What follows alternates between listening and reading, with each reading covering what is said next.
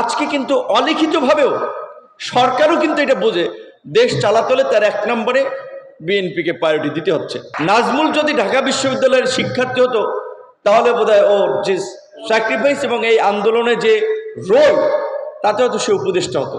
এবং আনুষ্ঠানিকভাবে শেখ হাসিনার গত ১.৫ দশকের ফ্যাসিবাদের মধ্যে এই জুলাইয়ের পূর্বে আমরা তাকে ছাত্রদের কাছে সারেন্ডার করা বা নাকে খত দিতে বাধ্য করেছিলাম। কারণ আপনাদের মনে আছে যে তিনি তো যেভাবে ঔদ্ধত্যের সাথে কথা বলতেন, কোনো দাবি দেওয়া আন্দোলনকে তোয়াক্কা করতেন না। সেখানে ২০১৮ সালে আমরা কিন্তু সংসদে তাকে বাধ্য করেছিলাম, সে ঘোষণা দিয়েছিল কোটাই থাকবে না। যদিও এটা সে একটা প্রতারণা করেছিল, আবার আমরা আন্দোলন করেছি। সেই মরা আন্দোলনকে চাঙ্গা করার জন্য বা জীবিত করার জন্য ঢাকা কলেজ সহ 7 কলেজের শিক্ষার্থী, মধুভাই এখানে নাই, গণফোরাম করে মধুভাই সহ নাজমুল, অনেকে তাদের 7 কলেজের শিক্ষার্থীদের, রেদওয়ানুল্লাহ আছে, ওদের একটা বড় ভূমিকা ছিল ঢাকা বিশ্ববিদ্যালয়ের পাশে। নাজমুল যদি ঢাকা বিশ্ববিদ্যালয়ের শিক্ষার্থী হতো তাহলে বোধহয় ওর যে স্যাক্রিফাইস এবং এই আন্দোলনে যে রোল তাতে হয়তো সে উপদেষ্টা হতো।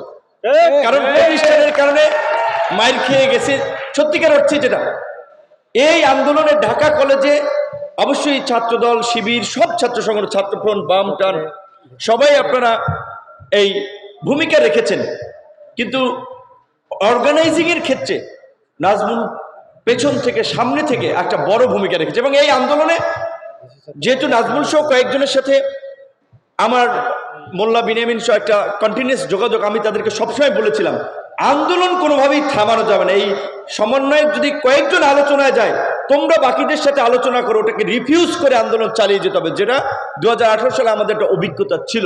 বিএনপির তারেক রহমান অত্যন্ত একটা ক্রিটিক্যাল সময়ে বাধ্য হয়ে দেশ ত্যাগ করেছেন। তিনি যদি ১৬ বছরে বিএনপির হাল না ধরতেন, আওয়ামী লীগের সাথে যদি কম্প্রোমাইজ করতেন বা বিভিন্নভাবে হাল ছেড়ে দিতেন, তাহলে আজকে যে বিএনপির ব্যাপক একটা সম্ভাবনা তৈরি হয়েছে এটি কিন্তু তৈরি হতো না। এবং উনি নিজে যেই পরিস্থিতির মধ্যে দিয়ে গিয়েছেন, তারপরে হাল ধরে রেখেছিলেন। আজকে কিন্তু অলিখিতভাবেও সরকারও কিন্তু এটা বোঝে দেশ চালাতে হলে তার এক নম্বরে বিএনপিকে প্রায়োরিটি দিতে হচ্ছে। এটা বাস্তব।